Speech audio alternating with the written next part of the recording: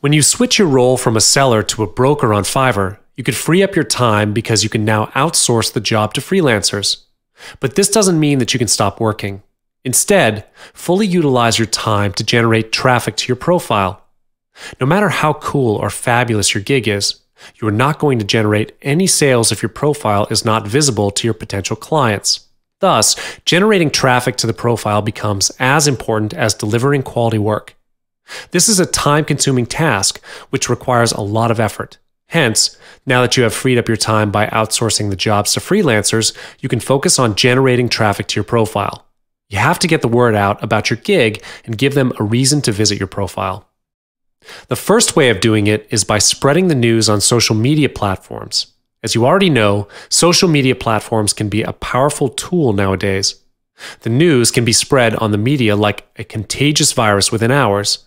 Start with creating your own fan page and promote your gigs on social media platforms. This would be the fastest and cheapest way. The cost for doing this can be said to be near to zero, as you do not need to pay anything for people to see it. Other than just promoting your gig through your fan page, join groups or forums that are related to Fiverr. Search for groups in Facebook. There are plenty of groups available. However, always look for active ones. If they are a closed group, request to join them. Once you have gotten the approval, start talking to the people there. Introduce yourself and start a conversation with the people there. Other than making the announcement of your gig over there, you can research on how other sellers promote their gig, especially the top-rated sellers in the group. Besides looking for opportunities on Facebook, you can post your status on Pinterest, Instagram, and YouTube as well. Though social media platforms can be a really powerful tool to promote your gigs and increase the traffic to your profile, one thing that you can't forget is the star ratings on Fiverr. Even though people may click on your link and go to your profile, if your star rating is not as good as other sellers, you may lose them forever. Thus, accumulating a massive number of positive feedback to maintain your rating is essential. It is recommended that you keep your profile rating as 4 or above out of the 5. Visitors evaluate sellers based on the star rating nowadays. They compare the star rating of sellers and pick the one with a higher rating. When your profile has a higher star rating and more positive feedback than negative feedback, visitors are more likely to choose you over the others. Another great way to generate traffic to your profile is by focusing your profile to a targeted niche. Unlike aiming for the general market, you are now focusing on just one market. Instead of getting everyone to see your profile, you need to be picky on your clients now. To do this, you will need to do a bit of optimization on your gig description. For instance, instead of using general keywords such as a logo and video, change it to a business logo or speed drawing video. When you use a gig description like this, you are at the same time narrowing down the market. If this sounds bad, it's actually not. When you're focusing on a targeted niche, visitors are more likely to get your profile in the search results when they are looking for specific services on Fiverr.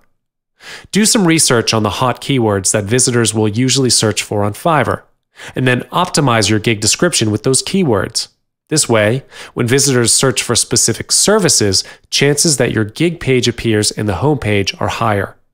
Aim for a focused niche and get quality clients on Fiverr. Last but not least, you can conduct your own advert campaigns on social media platforms such as Facebook and YouTube. If you own a Facebook fan page, you can run an advert campaign with it. Once you've created the campaign and set up the targeted group which you wish to show your ad, you could possibly get connected to the untapped users that you never knew would be interested in your service. Beyond Facebook, Twitter would be the largest social media platform people always hang out on. You can post your status and even create your own hashtag that will link to any of your social media profiles. If you have a video to promote your gig, you can upload it to YouTube and run an ad campaign for it. You may think running advert campaigns on Facebook and YouTube may incur huge costs, but the good news is you run everything under your control. You can set your own budget on how much you would spend for the campaign. I will not talk about how to set up your advert campaigns here because it's a totally different ballgame. Moving on, if you have your own website or even your own mailing list, do not hesitate to mail out your gig offer to them. According to research, 44% of email recipients make at least one purchase based on a promotional email. From this statistic, you can see that people actually open and make a purchase from promotional emails. If you already have a mailing list, do not hesitate to send them your offer. If you do not have one, it's time to start building one. You leave a lot of money behind without building up your own mailing list. You can send them the promotional emails whenever you have a new gig or new product to share with them. We all know that you need a resume when you apply for a job or go for an interview. Your Fiverr profile works just like your resume when you don't just say a few words about yourself. Think about it. Before committing to a company, you will probably research their background, company history, and reviews. Trust me, Fiverr buyers act just like that too. On Fiverr, the first thing most buyers will do before they click the purchase button is to check out your seller profile. So your Fiverr profile is where you make your first impression on your buyers. By reading your profile, buyers will be able to understand you, know your background and experience, and most importantly, you can gain their trust. Believe me, your customers' trust is worth more than anything. Remember that your Fiverr profile is a part of you, so it's important that buyers get a real sense of who you are and what matters to you. Your profile will be an expression of your passion on what you are into and what you are capable of. With a groomed Fiverr profile, you can even build up a good reputation amongst your customers, which leads to higher rating profiles. There are a few ways to optimize your profile, so are you ready for this section? Get yourself ready and let's go. When a person sees something, that person relates to the picture or color first, followed by words and texts. So a proper profile picture is essential for your Fiverr profile. The first step is choosing a picture that conveys the value you want to show. Choosing an image of an object, an animal, or anything else that isn't you doesn't help. It looks like you're trying to be anonymous, which is something that doesn't increase trust. As I've said earlier, your customer's trust is gold. For your profile picture, you do not have to put on airs to look cool. Just be comfortable about who you really are. Let me give you a situation. If a person you don't know added you on any of your social media accounts with a profile picture of an animal, would you accept their request? It is highly unlikely that you would. Same goes with your customer. After all, your customer doesn't choose you because of the way you look. It is what is inside you that matters the most. You don't want to be an empty can that makes the most noise. To make customers take notice of you, your profile description comes in handy. This is because it helps to cement your customer's first impression on you in a space of 2 tweets. You will need to be genuine when you are writing your background and experiences. Don't be biased. Stay honest and make your description short and sweet. Being dishonest on your profile description will never help and may bring negative reviews instead if found out. The next thing you need to take note on will be your vocabulary, grammar, spelling, and punctuation. All these are important because they create a professional appearance. Your customers may not be a grammar expert, but they would definitely know a poorly written article when they see it. Keep this in mind. Fiverr is a marketplace created predominantly for English-speaking customers, so the odds are stacked against non-native speakers. Hence, it's time to brush up on your grammar. All customers will not reject a fast delivery. Every customer wants to be your first priority and hopes that you get things done as quickly as possible. If you're not able to deliver quickly, try not to delay. It will be a big turn-off to your customer and it lowers your customer's trust. However, you can always set your standard delivery days. For example, if your standard delivery day is 4 days, you may offer your customer an extra fast delivery, which is 2 days. But you need to know your limit and not overexert yourself. Positive reviews are the key to attracting more customers. Good reviews build confidence and make customers more likely to buy from you. People are more likely to trust highly rated products in general. Thus, you may need to do everything possible to take care of your customers and earn their 100% affirmation and 5-star reviews.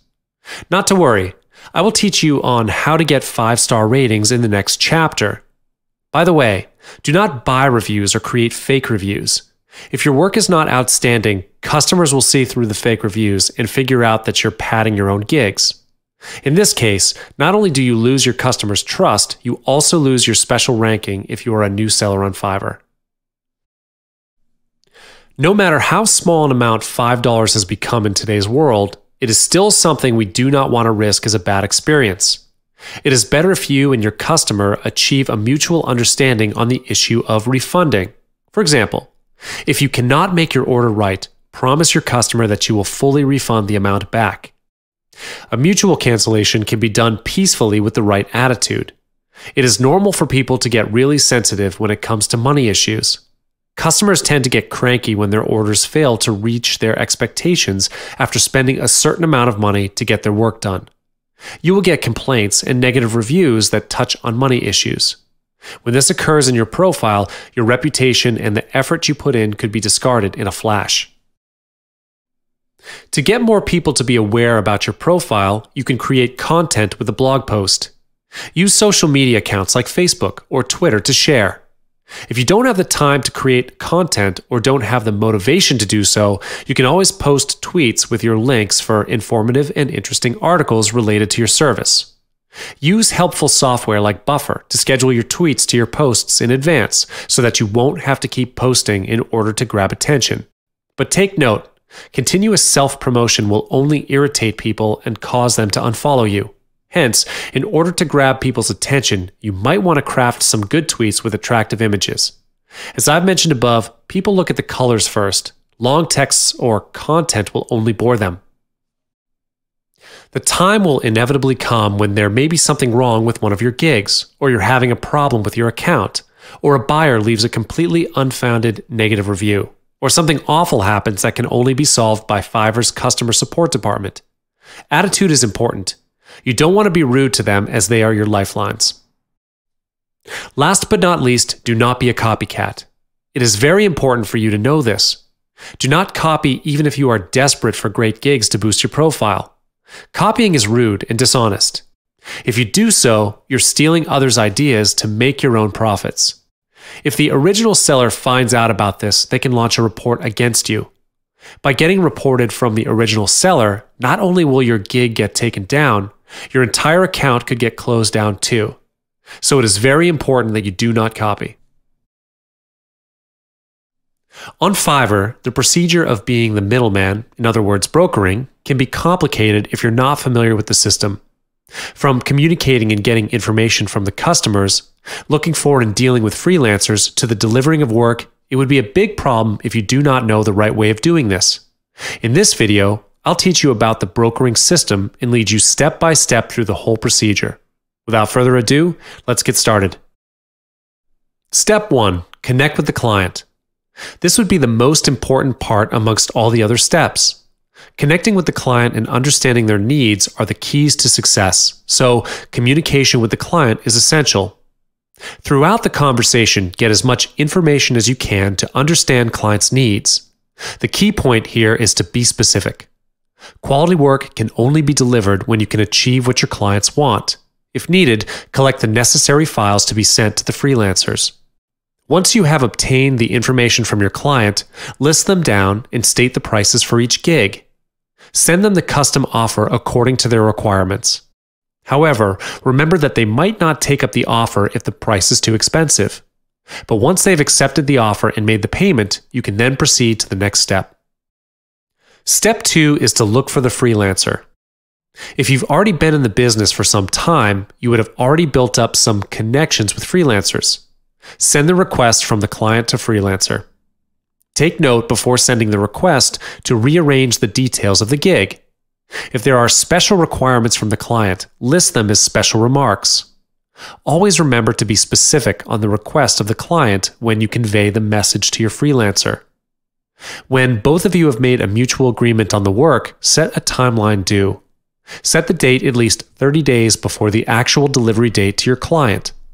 This is to ensure that there is still a period of time for you to make changes to refine the work. For example, if you are requested to deliver the job within a week, give your freelancer 4 to 5 days to complete the job. After dealing with the freelancers, you can now spare some time to connect with other clients or other jobs. However, note that you will have to keep track of the work progress. According to how you've dealt with your client, the date of delivery is already set. You can't afford to deliver it later than the date because this would definitely leave a bad impression on your clients. So be sure to keep in touch with the freelancer to check on the work progress. You must also be wise in choosing the right timing. Knowing the progress of the work is important, but you must also know when to look for the freelancer. Depending on the duration for delivery, you will need to set your timing. For instance, if the duration of delivery is within a week, you can contact the freelancer every once in 2 days.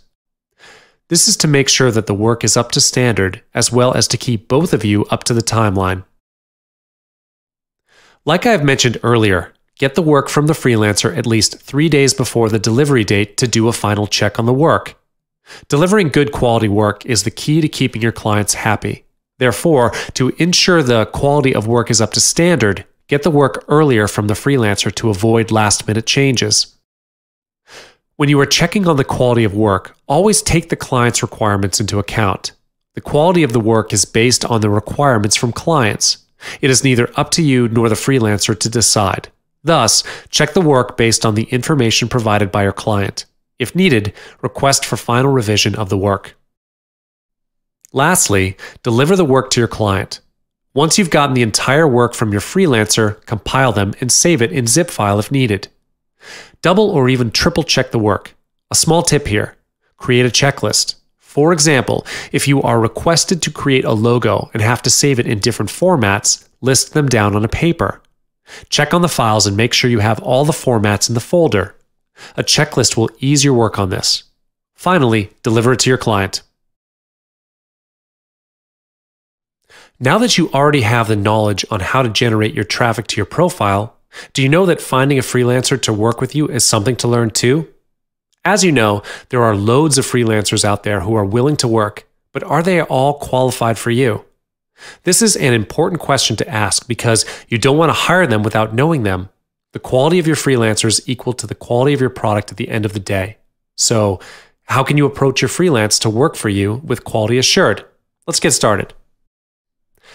Nowadays, people can't live without the internet and their social media account. They will keep browsing and scrolling through to kill time. As I've mentioned in the previous section, social media is a good engine for you to gain traffic as well as for you to recruit. For people who are more and more internet-oriented, it is easier for you to get what you want. You could filter your friends list according to your recruitment needs. Use filter software like ManageFilter to speed up your findings so you could double up your work. Also, there are groups and pages for freelance jobs on Facebook. Join them to see if there's any talent who matches your need, or you could post your need in the group to recruit your potential freelancers. In case you're not an active person on social media, there is another way to find potential freelancers, using freelancer websites. There are several sites for you to choose from. Examples are Agent Solo, All Freelance Work, and Upwork. You can filter them accordingly with your location, fields, and patterns. Find websites with responsive admins and freelancers. This is because if you encounter any problems, you will at least know who to turn to. Before you go into the website, make sure you understand their terms, policies, and conditions, especially on credit transferring and refunding issues. Establish a clear communication with the support and read their website policies before you start to use their freelancers. Now you have a picture on how to recruit your talents. It's time to determine your strategies on how to ensure your freelancer's quality. Allow me to ask you a few questions. If you're a buyer, how would you go about choosing a freelancer to work for you? What kind of products would you expect from your talent that you have hired?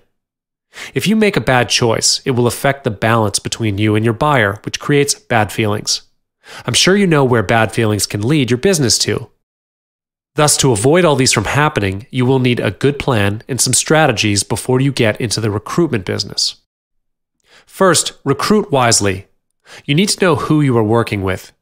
Get to know your freelancer from their profile and description. If there is no description, try to look for their contact. Message them directly to ask for their background and experience, or try searching for their social media accounts. Did you know that you can see a person's character from their social media behavior? It is even better if the person shares their work in public on social media. You can then preview their job for free. For example, you chance upon a photographer who shares his work publicly on his Instagram account. You can direct message him from your Instagram if you're interested in his work. Just like your buyers choose you for your good reviews, You choose your talent with good reviews too. As I said earlier, who doesn't want to work with the better person? Collect all their profiles and reviews. You can narrow them down to 5 or 10 according to your business and how much you can manage. This is something that you can't rush through, so take it one step at a time. Read and determine their abilities carefully before you finally hire them. Furthermore, revising the work done is essential to you. Remember, you need to make sure the quality matches your buyer's expectation and also your own reputation. Otherwise, buyers may doubt your ability and also the reviews you get. This is why the talent you hire plays an important role in keeping you as a successful broker. You need to be strict on the quality. Despite telling your talent what it is your buyer needs, I would suggest you to revise the work done before delivering it to your buyer. It is always good to double and triple check to assure the quality and correct any mistakes. Since they have already done most of the work for you, there is nothing to lose in spending some time to double check their work. Also, by revising the work done, you're able to have a deeper understanding on which freelancer is worth to work with, and you may even consider a long-term buyer-seller relationship. In order to have time to revise their job, you will need to speed up the exchange. It is not just about the issue on checking, but also to avoid delayed deliveries to your own buyer. For example, you promise your buyer a 7-day period to complete your job, so you have to request a 5-day job done from your talent. Give yourself at least 2 days to review the job if you have a couple of businesses going on. Schedule yourself to check on the working process from time to time so that you can give some advice if the working process is slow, or if your talent meets some problems which he's not able to resolve himself. Do not hesitate to help your talent. A little help from you may mean a lot to them. It is not just about saving you from the hassle of late deliveries, but also to build up your reputation amongst them to earn their loyalty. Finally, our section has come to an end. I hope you've learned something. Now, in this very last section, I will give some suggestions on tools that would enhance your brokering business and overcome some challenges you've encountered. I am sure you would want to know about techniques to ease up your management, right? When I say management, it is not just about brokering, but also includes your time management and social media management. As we all know, people nowadays do not carry their laptops everywhere. We are more likely to carry our phones and tablets when we go out. The reason is obvious. Not only is it for convenience, but it is also lighter to carry. So, I'm going to suggest a few applications for iOS and Android users to smooth up the brokerage. Sound good to you? Let's get started. There are some basic applications that we all know. For example, Dropbox. Dropbox gives you 2 gigs of free cloud storage, and you can bump that up to 1 terabyte for $10 a month. Dropbox provides a wide range of features, including shared folders synced across multiple users and devices. Don't just send your clients your Fiverr seller's Dropbox link. Put the file in your own Dropbox and send them the link from your account. Besides that, you could also use Skype to communicate with your client or freelancer. Normally, people will not reject a phone call through Skype. It is essential for you if you manage to talk to your client and freelancer. The chances of knowing them are higher as compared to pure writing. When it comes to a billing issue, I would suggest you use Nutcash. It accepts credit cards and PayPal. It's free, easy, and painless to bill your client. The important thing is that it looks extremely professional. In order to look professional in gaining your client's trust, create a simple one-page website to show some of the samples you've sold, display what your business is about, and why are you the best for them. Trust me, it's more convincing to use your own professional-looking site instead of just a few lines of description. WordPress is a good platform to build a site for people to understand and read at ease. Remember to keep your site simple and nice. In addition, there are some free applications for phones and tablets that are useful to you too. However, an application like MailTracker is only available for iOS users. The biggest obstacles for projects to get completed can be when people refuse to read their emails, which is where MailTracker comes in handy. This helpful iOS app syncs with the iPhone's mailbox and can send you a detailed notification of when the other person reads a message, where they read it from, and etc. It is very convenient for you when you are checking the process with your freelancers. In this case, you can tell whether they are telling lies or whether they are really busy. In case you are a forgetful person, Pushbullet ensures that you never forget anything.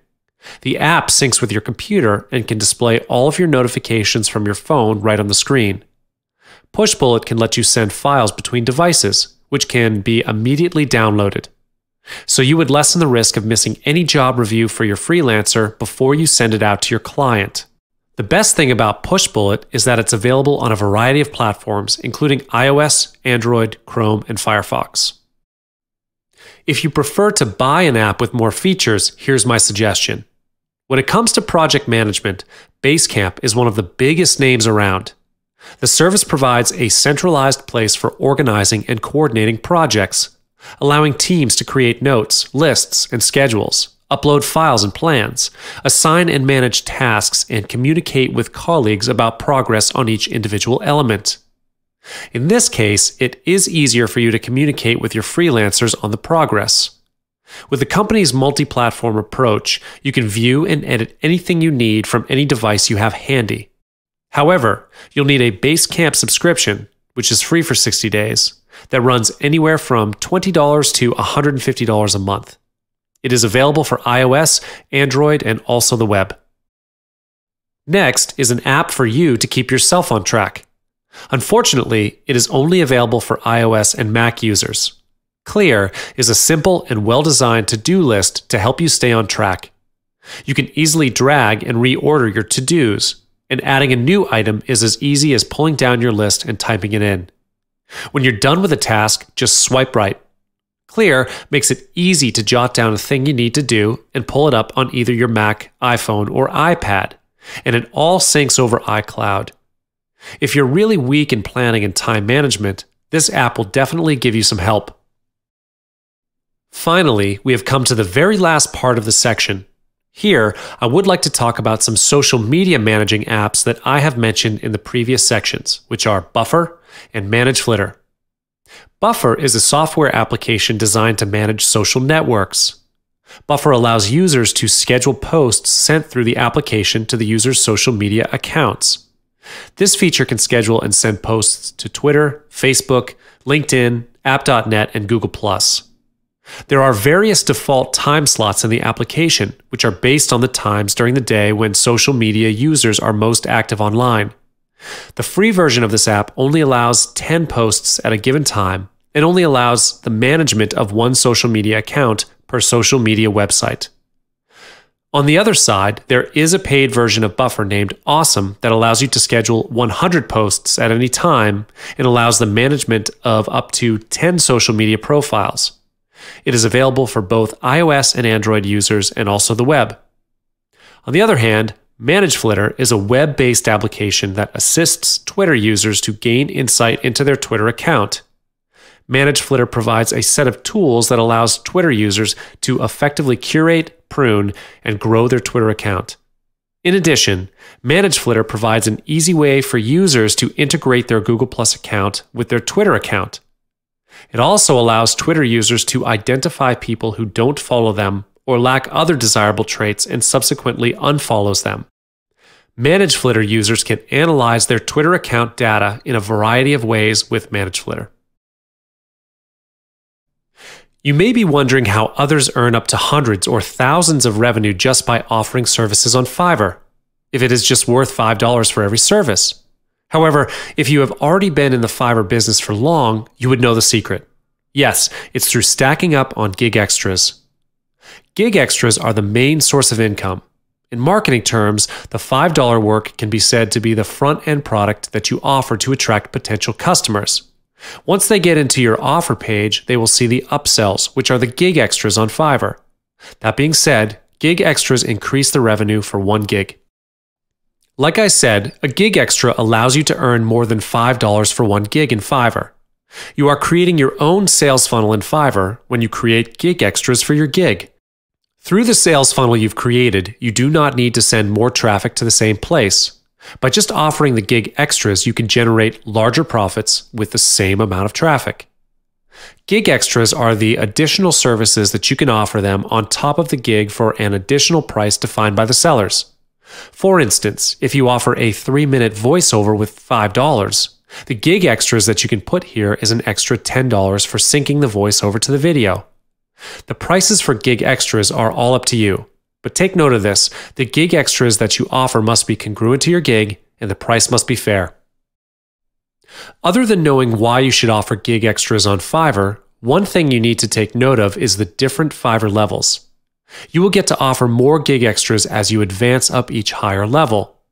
When you first get started on Fiverr, you'll be complimented with 2 gig extras by Fiverr. Meaning to say, other than the first gig of $5, you can add up to 2 gig extras with prices up to $20 each. Moving forward, if you are a level 1 seller, you will have the privilege to add up to 4 gig extras with prices up to $40. When you're given the status of a level 2 seller, which is also called the Pro League, you'll be given 5 gig extras up to $50 for each gig extra. When you have reached the top level, which is the top rated seller, you'll be given 6 gig extras up to $100 for 1 gig extra. This is the benefit that is exclusively offered to the top rated sellers. They could earn up to at least $600 for just 1 gig. And this is why sellers put in all effort to make their way through to achieve the top rated seller status. The higher the level, the more benefits you'll have. The more gig extras you create, the more revenue you can generate in 1 gig. Imagine if you could earn up to $300 a gig, and you have 10 gigs in queue. Hence, you'll earn about $3,000 a month. And this may be the least you can generate, as it could be more. And when you have more gigs on hand, you can generate more revenue than before, which you can then choose to outsource some or even all the gigs to freelancers.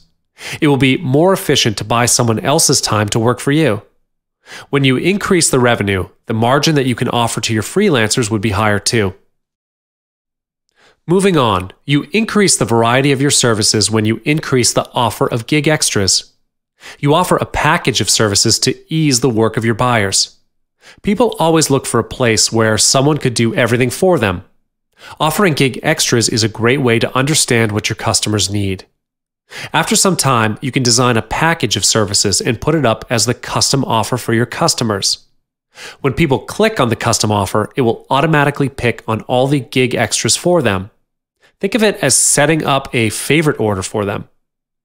Here's a small tip for you. You can set the price to be slightly lower than usual when offering them the custom offer. This would ease your customers' work as well as increase the purchase rate. Relying on freelancers and other third parties is a must when brokering in Fiverr. There are many issues which can arise from this. For instance, how can you determine that the person on the other end of the computer is honest in his or her dealings? There's no way to be 100% sure that everything will go smoothly because you will never know who the person is on the other end. Hence, the process of screening and filtering freelancers is unavoidable for a broker. It may be a time-consuming procedure, but once you get the connection with the freelancers, you can resume working with them if they have proven to provide quality service and work.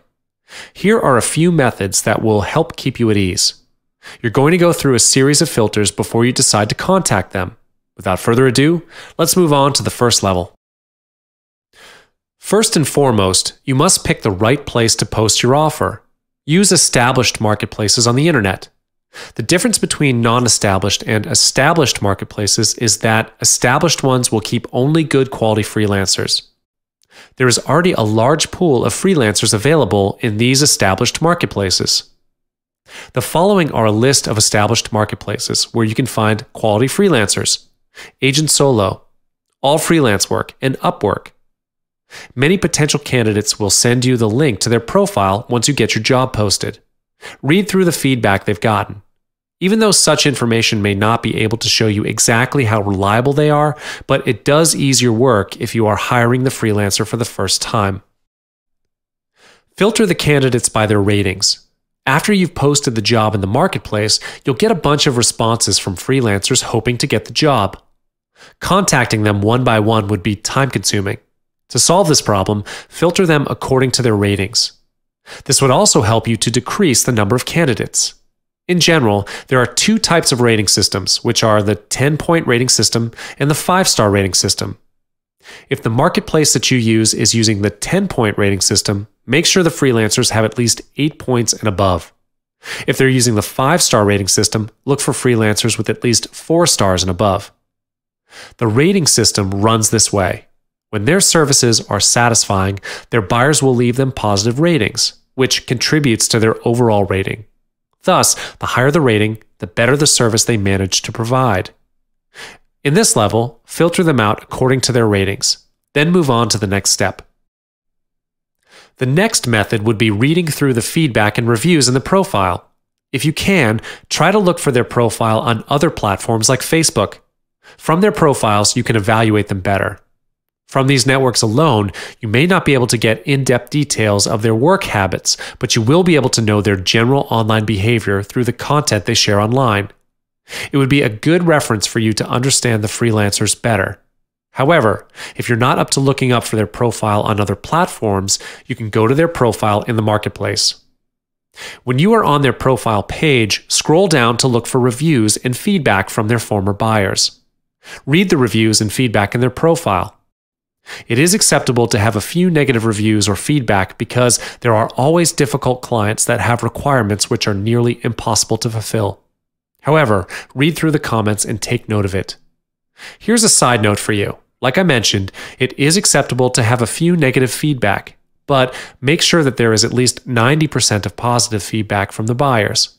By this stage, you should be left with just a few candidates that you would like to start a conversation with. The rest can be the backup. Start a conversation with each of them, as you can evaluate their character throughout the conversation. First things first, you can evaluate them by how they reply to your request. For instance, you can assess someone in terms of how long they take to respond to your request. This way, you will know how fast they will get back to you when you contact them in the future. From the way they respond to your request, you will get to evaluate their professional working attitude in handling the work you pass to them. If needed, you may get their email address in case of any emergencies. In some instances, the marketplace server may be down or hacked. If so, you will have a second method to communicate with them. Finally, ask for their portfolio as a reference to evaluate their work. This can be said to be an essential part. Evaluating the portfolio would be the final factor that you will need to walk through before agreeing to use their work and offering them the job. You should not accept their service before getting to see their past work. Regardless of anything else, the capability to provide quality work is the utmost important factor that you must put priority on when it comes to screening for freelancers. Whether they can perform well or not is not depending on the way they speak, but on their actions. Therefore, other than evaluating the way they handle work, you will need to evaluate the work from them. This is to ensure that you can provide the best service to your clients as well. In order to maintain yourself as the top seller list on Fiverr, getting a 5-star rating for your profile is essential. You'll get more features from Fiverr when you receive the status of top-rated seller. By this, the chances of getting your gigs featured by Fiverr will become higher as well. This is why you need to be dedicated to your job and do your best in keeping your customers satisfied. Getting a 3-star rating will not be adequate. Get yourself at least a 4-star rating from each buyer you serve. As a seller, you would not want to miss out on this module on how to get and maintain 5-star ratings in Fiverr. Without further ado, let's get into it. As a seller on Fiverr, it is always great to have 5 stars or 100% ratings on your account. Not only does this help you get more sales, it also makes you an authority in your niche. If being a top-rated seller is your goal, it is also important to achieve your full 5-star rating.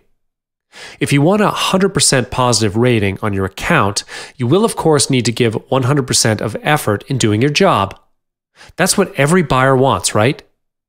If I put you in the same situation, you would want your sellers to do their best too. The definition of a good quality job may vary from time to time because it depends on your customer's expectations. However, it is a must for you to reach your customer's expectations or even exceed it. Who doesn't want a better job done? A basic but important thing to remember is that you need to follow up on the order. It is important so that you can avoid delivering inadequate work. For example, if you're writing content, proofread your grammar and spelling to avoid mistakes. If you're designing a graphic or a logo, avoid putting the wrong color or sketch, which is different from what your buyer wants. Up next is to be punctual when delivering your job. Do not delay. Be determined when completing your responsibilities. Your buyer is paying you for your product, and you are not doing this for free or for charity. In regards to responsibilities, you wouldn't want the same thing to happen to you if you're the buyer. If you're having some problems in your process, reach out to the buyer and politely explain to them that their order would be delivered late. Customers are usually understanding if you provide clear and polite explanations. Sometimes your buyer might want to know more about what you can provide before they get in touch with you. Thus, adding details to your description will make it easier for them to understand, so that they will have a rough idea on what you're capable of before making their decision. Check this example of a description out. If you want a simple yet elegant logo, you can apply here. You'll get the following services, each for $5. Important: discuss the font before placing an order. High quality design from a low quality logo. Vector designing. Redesigning basic logos from a previously designed logo. Extra charges on complex designs discussed before placing an order. Editing a logo. Adding or changing text. I do not draw or redraw human faces. If you have any issues or complaints, please do not leave a bad review. Instead, kindly message me so we can work things out. This also prevents misunderstandings between you and your buyer. If a misunderstanding occurs, you must always ask them to refer back to your description as solid proof instead of you debating with your buyer to defend yourself. Misunderstandings may create bad feelings and cause a higher possibility to lower down your rating.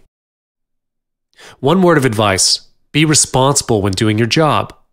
Do not treat this as freelance work. When you have the mentality that $5 jobs are not worth investing time and effort, you will not be able to deliver good quality work. Always think of this as an opportunity to improve your work. If you manage to keep this up, you can keep them as your long-term customers. People will always come back to you for your service if they have had good experiences dealing with you. Do not deliver the work if you're not satisfied with it. This is the key to delivering good quality work. Set your standards slightly higher so that if you are satisfied with the end result of your work, your client is going to love it even more. Another thing is not to go offline for a long period of time without checking your orders. If you're going to be away for some time, for example, going on vacation or attending a wedding, put your gig on vacation mode. But be sure to complete any job at hand or explain to the buyers that you would not be able to complete the job during that period. 5-star ratings will not only make your profile look good and give you the traffic you want, but also separate you from the average seller. After being separated from the average seller, buyers will have a clearer picture on who you are. You must aim to stand out amongst all other sellers in order to make more money. Buyers will be more willing to pay more if you're a 5-star rating seller. Believe me, 5-star ratings are much more trustworthy. There are a few methods to maintain 5-star ratings. If you know the game well enough, you'll understand the points that I'm going to say. Do whatever which is requested of you from the buyer, even if that means spending a few more hours on it. Run your Fiverr gig like you would run a business. Be courteous, and remember that the customer is always your biggest priority. Don't be afraid to over-deliver. Over-delivering doesn't mean that you're doing charity. It is a marketing technique that would make your buyer happy. Let's assume you promised 200 words but delivered 280 words instead. Who wouldn't be happy about a free bonus, right? You must understand that building up a relationship with your buyer is the only long-term solution to get them to come back to your service. The only way to build up a relationship with your potential customer is through the conversation with them. Thus, get to know your buyer well, and you can even refer to them by their first name. In fact, always name them first before you move on to your content. Even though it may seem insignificant, attitude makes a huge impact towards your job and yourself. After having a rough idea on Fiverr and how it works, you may start to think, what if I have too much traffic and I can't cope with them? What if I do not have enough time to finish the work? Is there any way for me to earn money but at the same time save my effort so that I don't have to work like a dog but still get my income? I can tell you, yes, there is a way for you to save your time and effort without cutting away from your income. The answer is brokering. So, who is a broker? What is brokering and how does it help? A broker is a go-between in making relationships. For example, a marriage broker. Otherwise, a broker is commonly known as the third party to a transaction providing a service to one of the parties, whereby the client could do the particular service by themselves but chooses not to. Thus, the broker mobilizes resources to facilitate exchange and action on the ground. Brokers establish a tenuous relationship with a large number of carriers. It is a marketing tool which acts as facilitators, middlemen, and matchmakers, the latter being the most common service. Now, how do you become a successful fiber broker who can earn a lot with minimum effort? There are several things to focus on before you become a successful fiber broker. Let me guide you through this ebook. First of all, identifying your need is a very important part. You don't want to extend your traffic in too many fields. Observe the marketplace and look for a niche that you can slip into. The biggest need will be in an area where the supply and demand structure is sluggish or does not otherwise satisfy the consumers and suppliers. Here, consumers equate to your client while suppliers are the outsource you find to provide the service for you. Services or specialty products are usually easier industries to break into as new middlemen. You must not stretch yourself too thin and be specific in one type of product or service. For example, if you are talented in graphic design, you can choose to reach out to people who are in need of specialization in this field, both consumers and suppliers. Prevent yourself from being obsolete by diversifying the sources and specifics of the overall product or service you're specializing in. Secondly, you will need to set up your own business. When you work as an independent middleman, you'll be establishing your own business. You will need to research on any restrictions involved and what kind of service you want to provide. Of course, by setting up your own business, you will need your traffic to flow in, which I will teach you later on. After getting your business and needs checked, it is time for you to research on your potential consumers and suppliers. Determine who the consumers of your chosen product or service are. It will depend on the nature of your intended business. Like I have mentioned above, you need to be specific and find your niche. Quality comes first before quantity. The quality of the service you provide to consumers must be top-notch, and the quality of the overall experience you offer to both suppliers and consumers must be of a high grade too. You can maximize success by becoming the person whom your consumers and suppliers turn to for a better experience. Of course, you will want your consumers to be satisfied with your job so that they will become loyal to you. Naturally, you'll be highly rated if you provide customer satisfaction, and highly rated services attract more traffic. This is actually a direct proportional act which will affect each other. Next, find as many potential suppliers for your chosen product or service as possible. Do your research on each one and narrow down the possibilities to the top 10. This is to ensure the returned work will be in good quality, which makes finding the right suppliers an important task to do. Furthermore, it is generally safer to work with multiple suppliers instead of a single source, regardless of the product or service you work with. Your business will go under as soon as your supplier decides to stop working with you, if you only have one supplier for your service. Moving on, you may ask for a quote. Contact your potential consumers and ask them to give their price quote on a certain quantity of product or quality of service. For example, you may request for an add-on with every extra 100 words written, or any extra colors for a logo design. But remember, add-ons must be reasonable or else you might scare them off. Negotiate with them so that you both can have the best price given. But of course, the needs and quotes of every single consumer may vary in different ways. Next, you can add your cuts to the cost.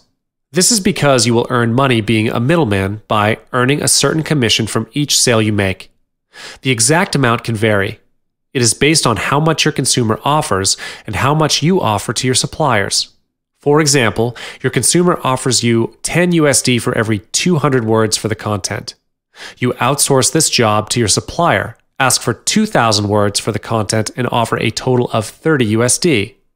2,000 words are equivalent to 100 USD, which means you have earned a total of 70 USD with the least effort. After the product is returned to you from the supplier, you may proceed to pass the information to your consumer.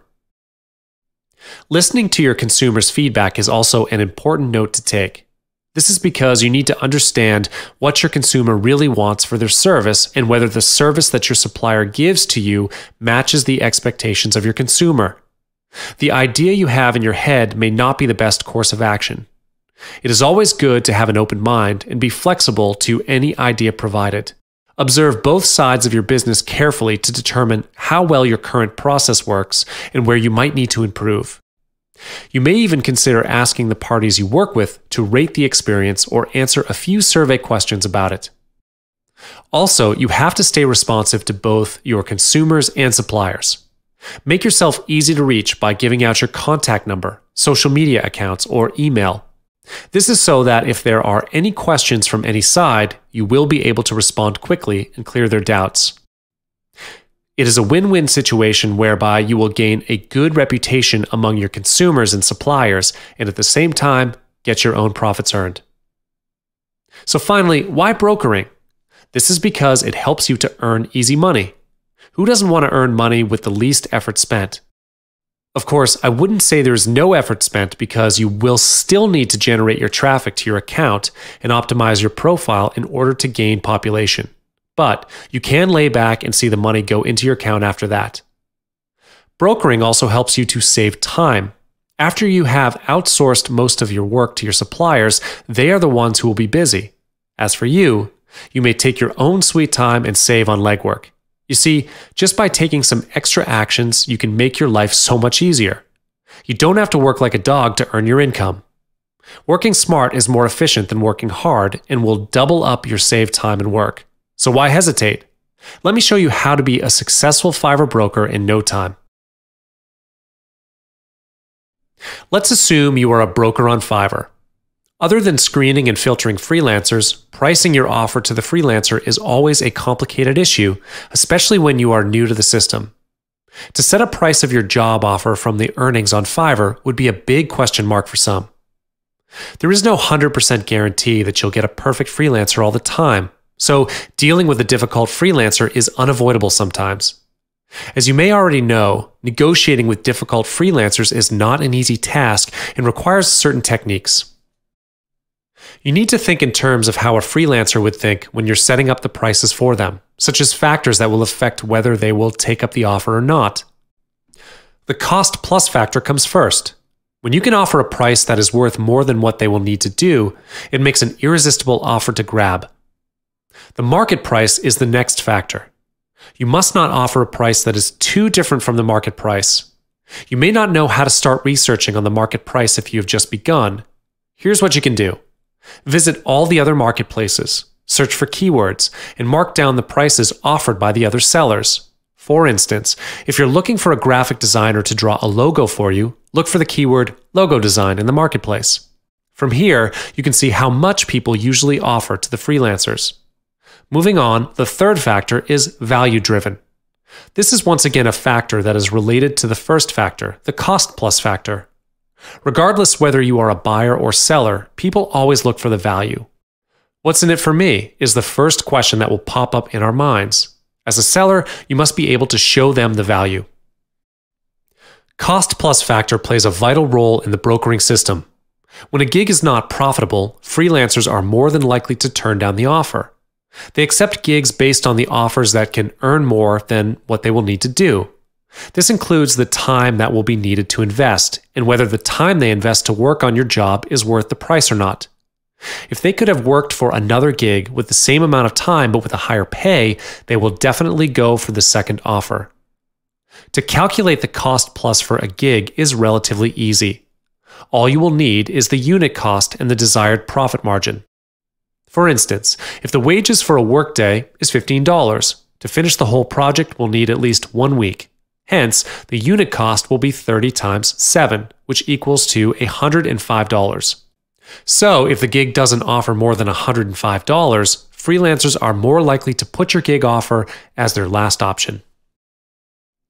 Leveraging market rates is solely based on the marketplaces in which you are offering your gig, where you look at the marketplaces and the prices of other gigs to identify what costs others are offering and make decisions based on that.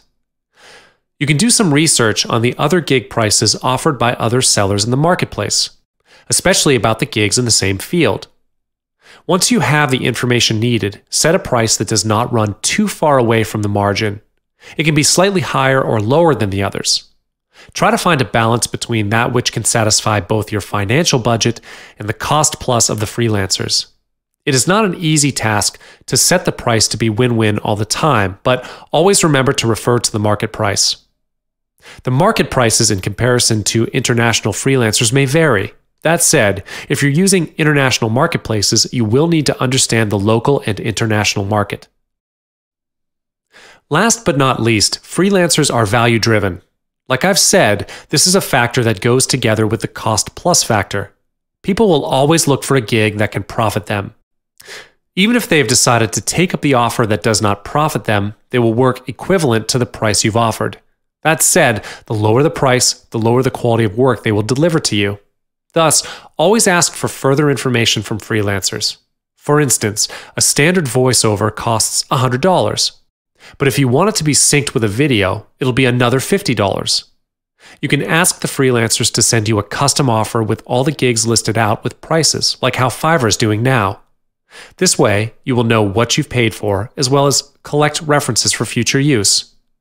Be prepared to negotiate with freelancers. They may be difficult sometimes, but you as a seller must stand firm on your point of view as well.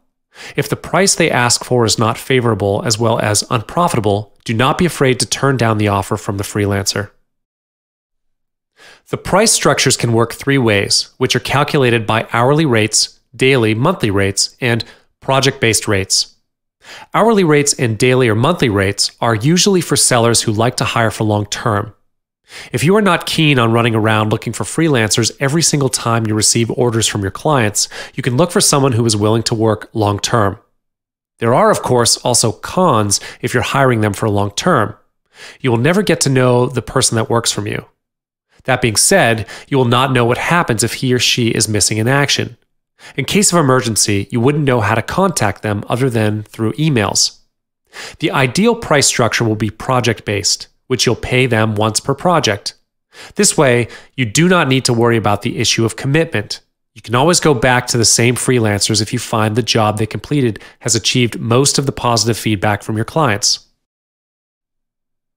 Here are some tips for you when you're drafting the price of your gig for freelancers. First of all, you need to know the minimum acceptable rate of the freelancers and not offer a gig lower than that.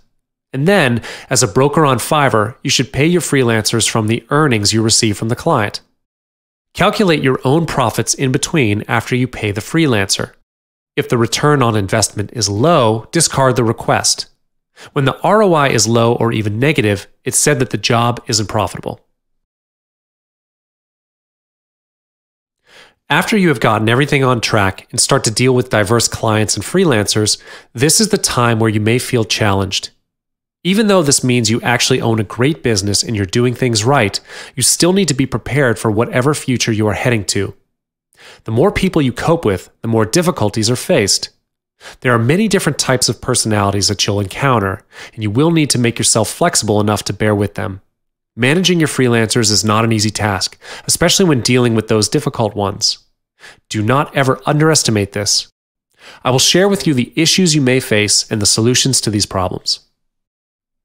It is essential to determine how your freelancer works. There are a lot of what-ifs to be foreseen. For example, what if he or she is a draggy person? What if they take it slow and complete their work at the very last minute? This is why scheduling is helpful for the work to be done. You need to set up a strict time phase or deadline for your freelancers and let them know that you're very precise about time. You can even contact them a day before the deadline just to check in on their progress. Write an email or message them. It is even better if they are okay with a local phone call. If your freelancers are not based locally, an email and a message would be good. Remember, a little rushing won't hurt, but you will need to take note of your tone in both writing and talking. Rushing is not threatening. It is your right to rush, but threatening people will only scare them off and set a bad reputation for yourself. Furthermore, there is a situation where your freelancer is not satisfied with the amount of money you pay.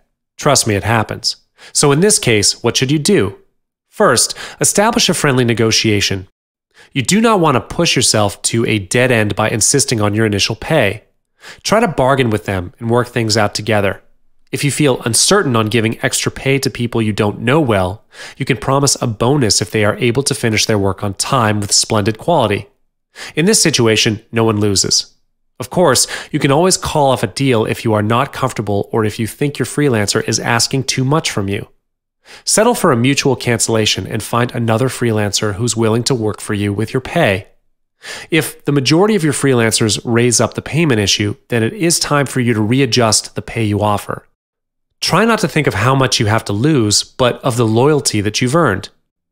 If a little increase in pay gets you loyal freelancers, don't you think it's a good way to go? All right, enough on difficult freelancers. Did you know some barriers can only be resolved by yourself? This kind of barrier is far more difficult to deal with because you are struggling with your own will. There will be the time when you need to let go of something in order to achieve your success. Let's get you prepared. Your biggest challenge will be time management. This happens when you have too much traffic at the same time. Great business comes with a price, and time will be your price. This is where you will need to be flexible and keep your mind clear. Communicate with your buyers and also outsource your work systematically to your freelancers. The important thing is not to be frightened by the jam. It is actually a good sign, but you will need to have a clear head to handle this. Also, do not be afraid to say no to your buyers if you really can't afford the traffic.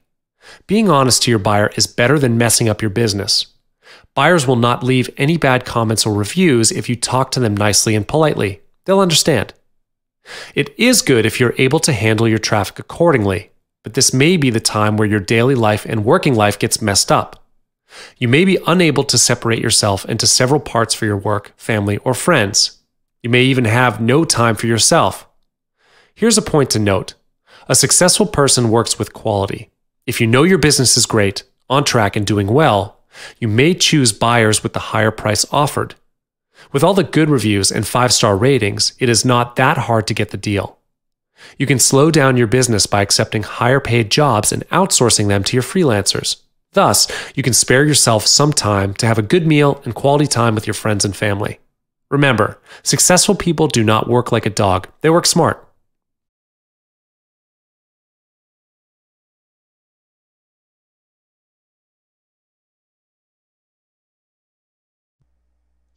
To wind things up, in this video I'm just going to show you how you can create your own simple site to sell your products from. Now you can just create a blog to do this. This is the easiest thing to do. Whether you want to use WordPress or Blogger, it doesn't matter, whichever one you're familiar with. I'm just going to show you how to use WordPress. Now most cPanel accounts have Fantastico, which allows a one-click or two-click install of WordPress. So just go to Fantastico and then just go to WordPress and then click New Installation. Then you just really fill out this form and install WordPress. It's as simple as that. When you're done, you'll have a simple WordPress blog set up. Okay, so here's our basic blog. So all we have to do now is log in and we can start changing things a little bit here. Again, you can use whichever platform you're most familiar with. So you can go ahead and use Blogger if you're more familiar with that. But I'm going to use WordPress, and what I would do first is I would go and create a home page. So I'd go to Pages, and then I would just create a new page called my home page. So I do Add New. Then I would just put a simple introduction that I want on here for my home page. Okay, so of course you do a better job than that. And then we'd want to make sure that we don't allow comments or pings on our home page. And then we would just publish. Okay, now we'll go and we'll edit our pages because we want to get rid of the automatic page that was in here that was created automatically by WordPress. And same with the posts. If we go to posts, get rid of all these.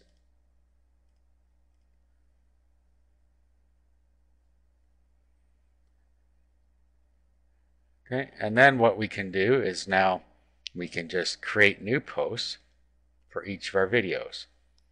Okay, so we could Well, even before we do that, we should set up a category for our videos. Let's go to categories. And we can just set up any categories we want. So we could say internet business. And then, of course, any categories you feel you need, this is where you set them up. Okay, so we save this one. We should also delete anything out of links that we're not using. Go to links. Get rid of all of this. Okay, now we're ready to start adding posts. So we could say The Beginner's Guide to Internet Business.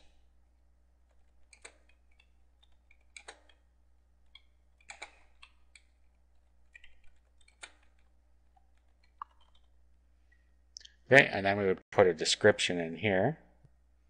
Okay, we should also put an image in here. And we already created a custom image.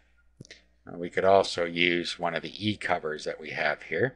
So we can just upload that into the post here. So we just go to here, add an image. And then we can select the file and just grab it from our computer. Okay, and it'll upload it for us. Then we can just click Insert into Post. And there it is there. Okay, now at this point we need to actually put a link to this product over to Knacky. Actually, we should edit this. And what we want to do is align it to the left. That way you see that the writing will go around it. So let's update that. And now we can put our link here. So we can say click here to order.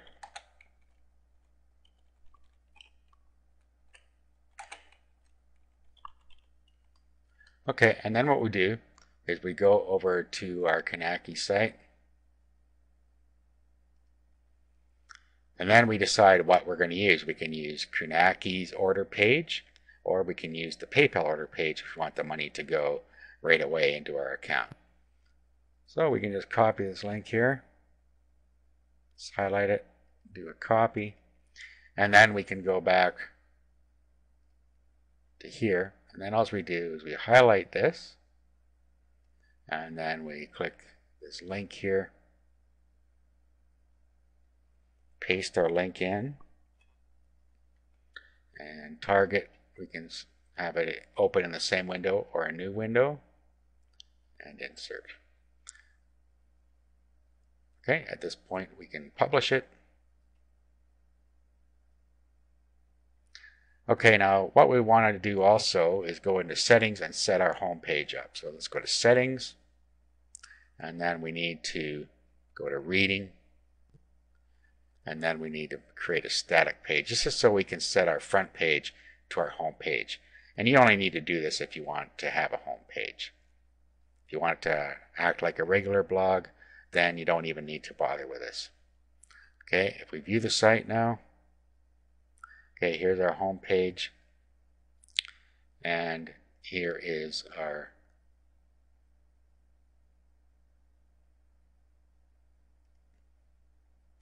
and here is our post here, and if we click here, it goes to the PayPal page. The next thing we could do is choose a better theme. So what we could do is just go look for a theme that fits with what we're trying to do here. You just do a Google search and bring in a theme that you think is appropriate. Okay, so we can just do a search on Google for the type of theme we want. Okay, so I just did a free video WordPress theme, and we can look through here and find one we like. Okay, once we find one we like, we can have a look at the demo. And we can just download it if we want to. So we just save this to a folder. Okay, here it is, bluedream.zip. So all we have to do now is upload that and unzip it on the server. Or we can unzip it down here on our computer and upload the thing to our server. So let's just do it this way. We'll unzip it here. And then we need to use an FTP client to upload it. Okay, what you see in front of you is an FTP client called FileZilla. You can download it free. And when you open it up, all you have to do is up here you can type in your host, which is your domain name, your username, and your password. And then click Quick Connect and it'll connect you up. On the right side you will see your web host, and on the left side is your computer. So what you want to do is navigate to where your web documents are supposed to be, and your host will have told you that. Usually it's public HTML or htdocs or something like that. Once in there, you want to go to wp-content and themes. Okay, and then what we want to do is upload the Blue Dream that's inside of the main Blue Dream directory. So just upload that, and all the files will get uploaded for you. Okay, so those are all up there. Now we can go back to our site here, and we can go back to the admin, and then we can go to appearance and themes, and then we can pick the new theme here. Let's activate. Okay, let's have a look at our site now. Okay, there it is. Okay, now there's our post, and if we click there, it goes over to our order page. Okay, now a couple things we didn't do quite right here. Let's go back and let's edit our post because we didn't give it a category for one thing. So let's edit this. And let's pick a category for it. Should be under Internet Business. And the other thing we can do is use widgets. If we go to widgets, we can decide what's going to be on our sidebar. So what we can put over there now is whatever we want. So if we want to search and we want recent posts, categories, whatever you want. And then what you can do is you can move these up and down as you see fit. Save the changes.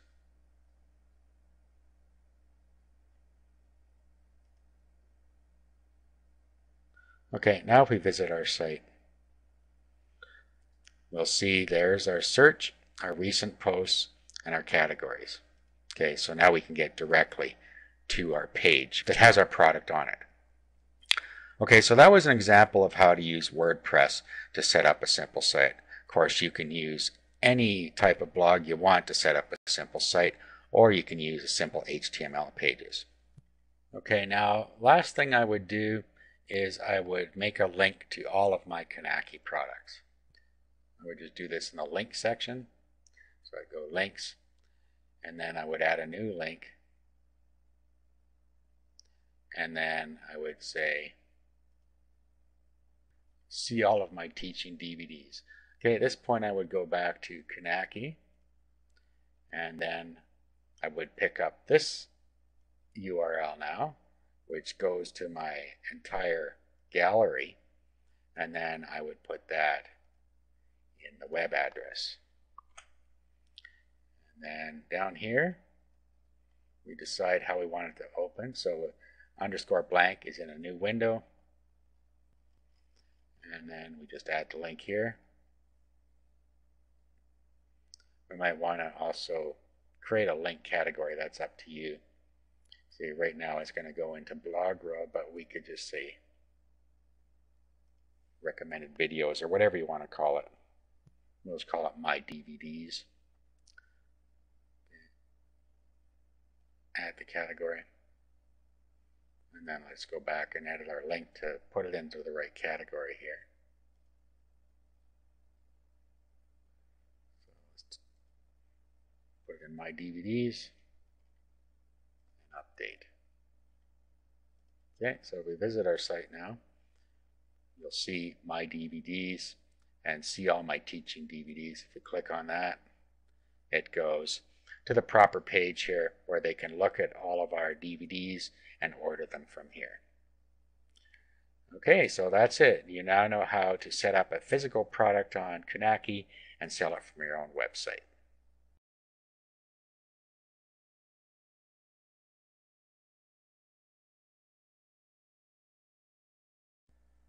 Now we're going to go over the process of creating your DVD for delivery using Coonaki. Now Coonaki does a lot of things automatically for you once you set it up.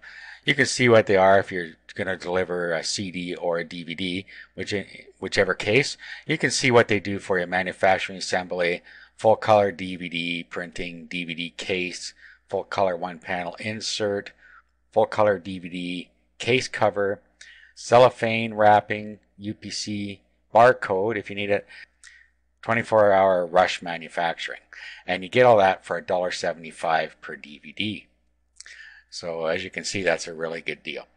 Now what you need to do is set up your account, and to do that, first thing you need to do is go to new customers, and then all you do is you download their software that you use to design. So just click here to download the CD DVD publishing software. Once you get it downloaded, go ahead and install it. Okay, so here is the CD DVD publishing software that you're going to use. So click the green button to start. Okay, and here's where you can fill out your information and tell it what you're going to use as your source. So we're going to, in this case, use a video, but you can also use an audio, a game, or a data, in other words, ebooks or something like that. In this case, we're a video. Okay, and then if you want to use a UPC code, you can. You can add a UPC code and Coonaki will actually create one for you. Then you can go ahead and fill out all of this other information, or any of the information you want to put in here. The information that is absolutely required are in dark here, so the title, studio, and that's really all that is required from there. So go ahead and fill that part out. Okay, now we just click the green button here. This is where we're going to design our DVD case. So as you see over here, we can have auto design or custom design, and then we pick our disc type, which is DVD, and our case type, which is DVD. Now at this point, we could select our own image, or we can select one of their in-stock images. Now if your PLR product came with its own images, you might want to manipulate those images so that you have something you can use here that's more customized. Otherwise, you can go ahead and use a stock image. Okay, so let's just go with the auto design for now. So we can select one of their stock images over here. Just click browse, and then there are different types you can choose from here. So you can go through and find one that you think fits well. Okay, so I'm just going to use a solid color in this case because I don't really see one that fits very well with what I'm doing. So you can go through, find one that you like. You can view the full product here. Okay, and there's what it's going to look like for you when it's done. Okay, so let's pick one here. Just select this template. Now it loads us in for us here. Now you can see that it picked up our information that we put in and put it on the DVD for us. Okay, at this point we click the green button again. Okay, now it's going to ask us for a DVD drive source, so it knows where it is. And since we have our DVD already in our disk drive, it picked up the files for us. Okay, so now we click Next. Now we click Save As. And we fill out our name in here, whatever we want to call it, Basics of Internet Business in this case. Click Save. Click Next. Okay, and as you can see, it is compiling our product. So up here you can see the percent that's done. So this takes a little while for it to finish.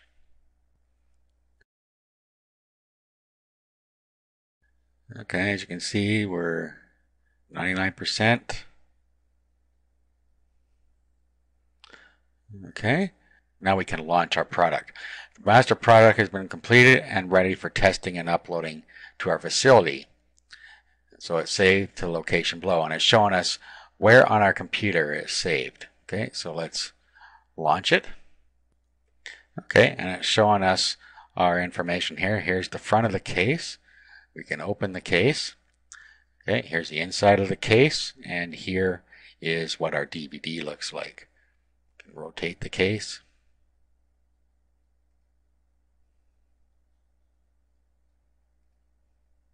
Okay, and it shows us the different views we have.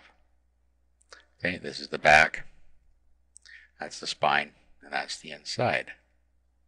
Now over on the left here, we can print the disc and the case, or we can extract the contents to a folder, and we can also record the contents to a DVD. Not much sense in doing that since we already have it on DVD. So if we click print disc and case, then we can pick the type of paper we want to use here. Click print, and it'll come out on our printer for us. We can click done. We can extract the contents to a folder here. We can browse for a folder, and then we can extract it there.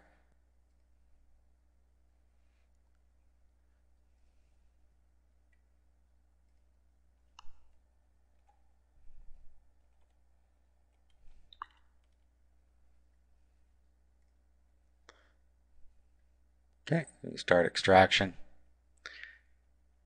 Okay, and now it just does the reverse of what we did before. It's going to extract all the files into this folder. Okay, so it's complete. Okay, so at this point, we would go ahead and we would publish. Now, if you don't have an account yet, you need to create one at this point down here. Just fill out this information and then click publish down here, and that'll set up your account for you. Otherwise, you're just going to sign in up here. Okay, at this point, it's uploading the product for us to their servers. There we go. And this is going to take quite a while to accomplish. See, about an hour here. Once it's up there, we can go to the website and we can activate it, and we can have it published so that it can be sent out as well.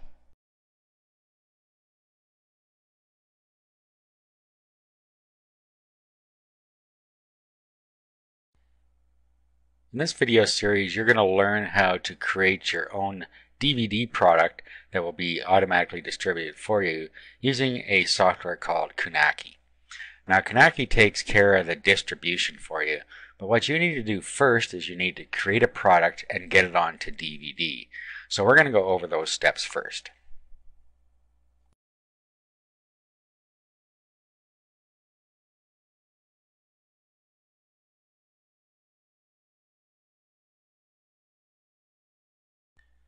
Now, of course, you're going to need some sort of product to put on DVD. This can be your own product, or it can be a product that you've purchased private label rights or resale rights to. Now, of course, the easiest way is to use something that you have rights to if it's a quality product. I have something here called The Basics of Internet Business. That is a PLR product. And what I'm going to do is I'm going to use the Windows Media version of these files. Okay, so you can use either the Windows Media version or you can use an AVI version, whatever you want. Depends how you're going to set up your DVD. So first let's go over how to create a DVD from these files that will play on a regular DVD player as well as on a computer that has Windows Media Player on it. So what you're going to have to do is install a piece of software. The software we're going to use is called DVD Flick.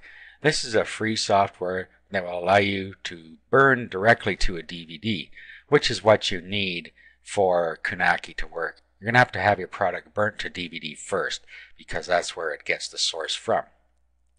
Okay, so first thing we're going to do is I'm going to show you how to use DVD Flick. So first you're going to want to download and install the software. And then just click download DVD Flick.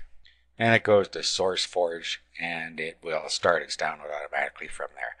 Now once it's downloaded, just go through the install process. Okay, so here's what DVD Flick looks like after it's installed.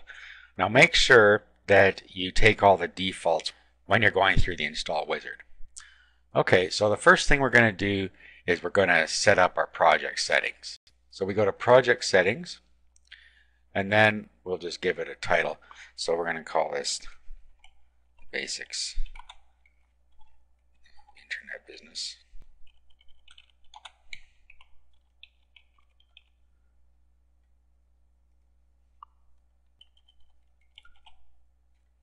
Okay, take the defaults for the rest of this here. Okay, click on video. And again, we're going to keep the defaults here. Audio, we're going to keep the defaults here. Playback, so after title has finished playing, what we want to do here, play the next title, play it again, stop playing, return to the menu. So you can pick how you want this to work. Let's say that we're going to return to the menu. And then burning, we can either create an ISO image on our hard disk, or we can burn project directly to disk. It's up to you what you want to do here. Eventually you're going to have it burnt to your disk in order for Knacky to be able to read it. So I'm going to just pick burn to the disk. And it has already detected where my DVD drive is. So that's all we have to do here. Okay, so we just click accept, and our project settings are now in there. So the next thing we have to do is add our video files. Now let's just click add a title. Okay, and then we find the titles that we want on here.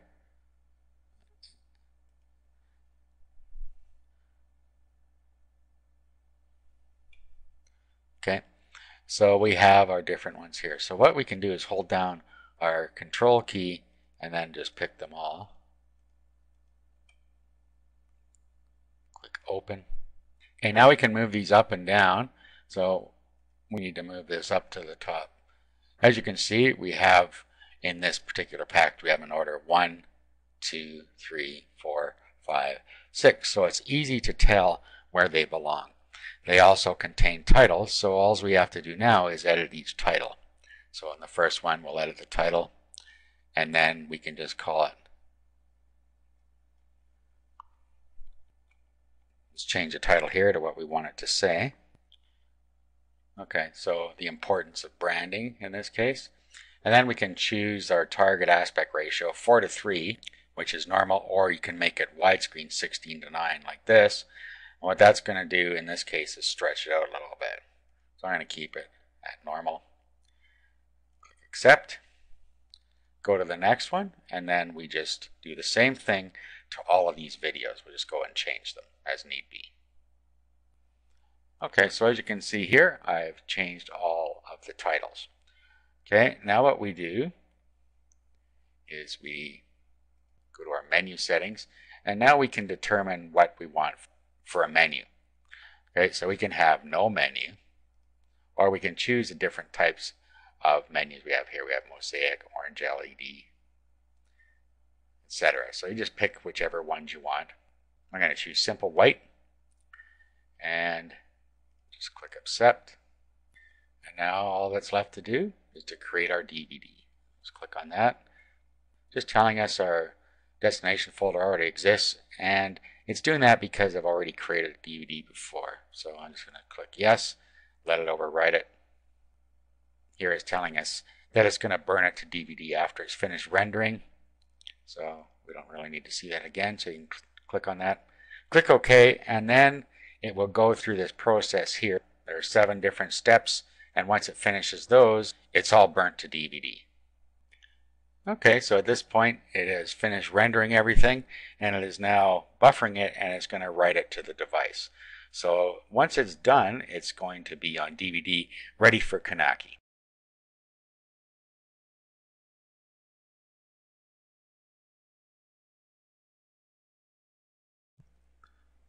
Okay, now I'm going to show you how you can use your own images in your project.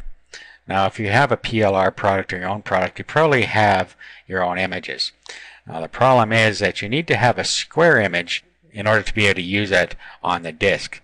So what we're going to do is we're going to modify these a little bit. So let's go to paint.net. You can download paint.net for free, and I have a link to that on the resources document.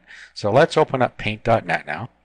Okay, and then let's make sure we have a square canvas size because we need a square image. So let's just go to image and canvas size, and let's set this to 800 by 800.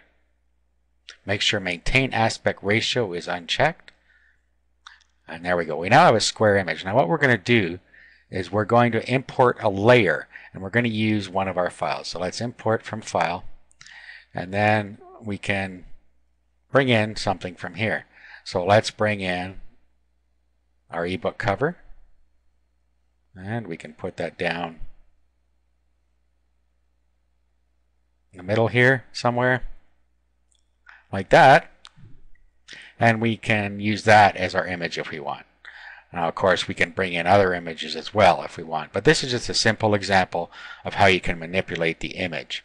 Now, you can't actually just use this image by itself because it has been rendered into a DVD cover and it's not going to look right. Okay, so let's move this around a little bit. And this is going to take some practice to get it right as to where things need to be.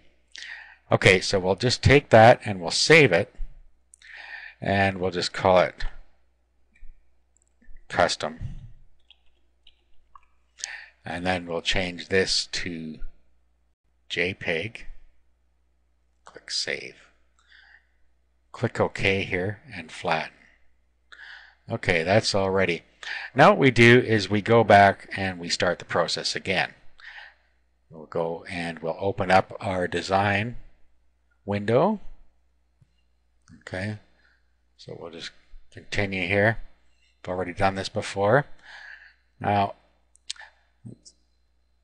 let's talk about the UPC barcode. We might want to use this if we're going to publish to Amazon or somewhere like that. So it might not be a bad idea to incorporate a UPC code. Okay, and then again, just fill out the stuff here that you need. Okay, and then click the next button. Okay, now what we're going to do, we're still going to use auto design, but this time we're going to select our own image. Now, custom design is a more advanced option. It's more for people that can create their own graphics. We're not going to go into that. We're just going to use the auto designer.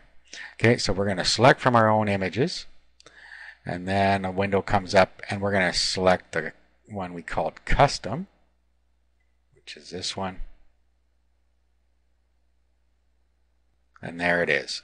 Okay, so that's what our cover looks like. We'll click. We can open the case now, and here's what the DVD itself looks like. Here's our insert. Okay, there's the back and the spine. Okay, and then at this point you have your custom case created, so you click next. Again, you're going to go through the thing where you select your DVD again, grabs the files, you click next, save your production file, so you do the save as, and then you just save it to here.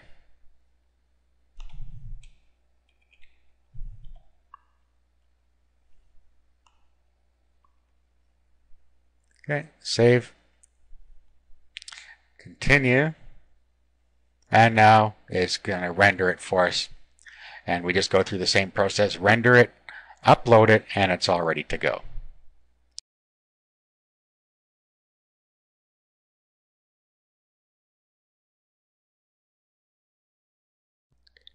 In this video, we're going to go through Knaki's back office, and then we're going to set up our shopping cart using the Knaki system. Okay, so when you sign up and you log in, this is what you see. What you can do, first of all, is decide how you want to get paid. You can have a check, or they can send your payment to PayPal for you automatically every month. So you can put whatever you want here. So if we want to be paid by PayPal, we just put yes here, and then we put our PayPal account email address in here and submit the changes.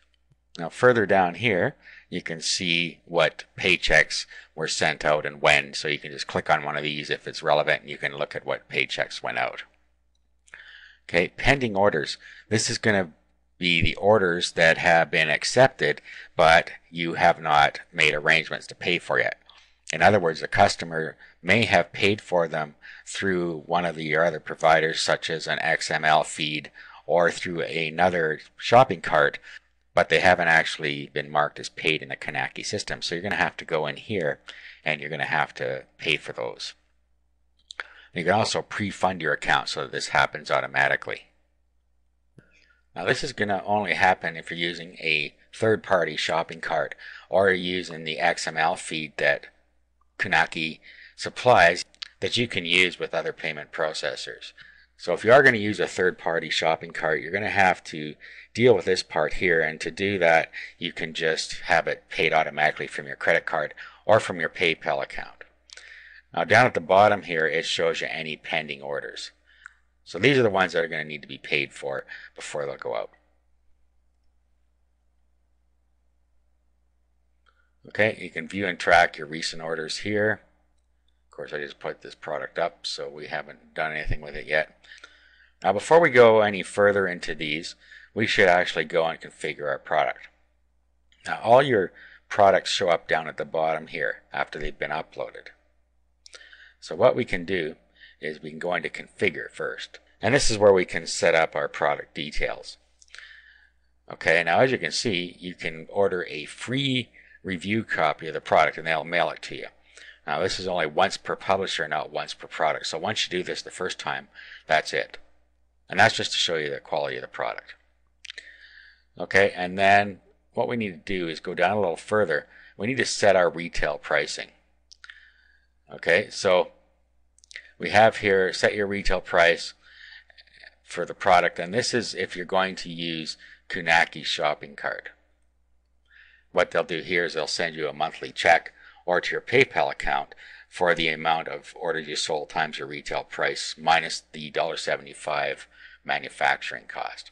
Okay, so this service we have enabled, and I set the retail price at $17, and we include the product in the gallery. So we'll apply that. Down further, if you want to be able to have the retail price go directly to your PayPal account, you can do that here. If you do this, you're going to have pending orders that you're going to have to deal with, and we just went through that. So you would have to go to the pending order screen and pay for those products there. Okay, so if we're going to use PayPal, we can do the same thing here, $17 or whatever it is, and we can enable the service. We'll also have to put our PayPal email account in here so it knows where to send the money. Okay, we'll apply there. Okay, now we have some different websites here that are used. For instance, if we're going to use the Conacky shopping cart, we have two URLs here. We have the sales page, and this is the sales page that they provide for you, and it has all the details that you put on the design screen here. They can also rotate the case, look at what's in the case, look at the DVD, etc. Okay. Then up here, they can order their quantities, and they pick their country here, for instance, and then they can pick where they are and calculate the shipping, and then it brings up the screen that tells them how much it's going to be. So if they're going to go by airmail, it's $4 and $17 for the product for a total of $21. They just go through here and make arrangements to pay for it through their credit card. So it's as simple as that. Now, there's also another screen here, and this is the screen that has all your products on it.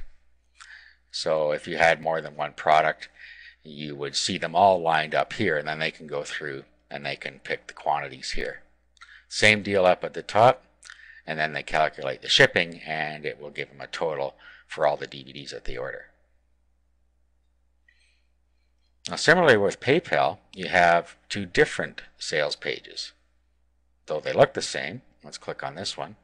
Here's a sales page for PayPal, and again, they can rotate the case.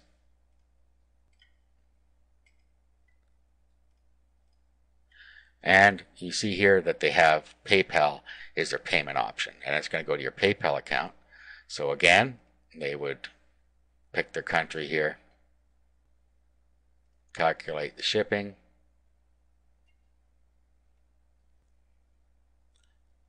and then they would continue through.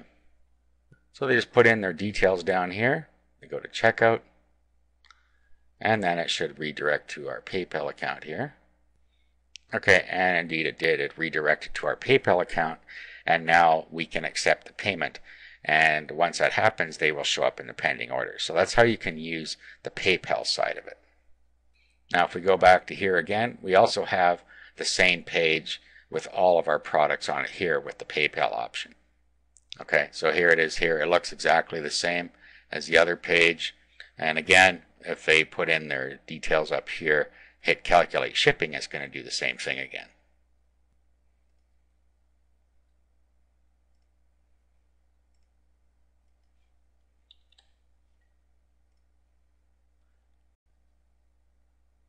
Okay, but this time again, PayPal, and then they have their shipping options they can use here.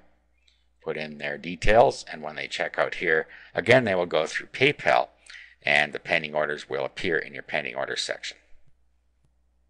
And just as a side note, if you look at the bottom here, there are different places that you can sell your CDs or DVDs. You got CD Baby for CDs, and you can sell your product on Amazon.com as well. Amazon.com has a facility that allows you to sell your own products as long as they're physical products and have a UPC code. Since we set up a UPC code, we are able to use the Amazon service. And it's the Amazon Advantage program.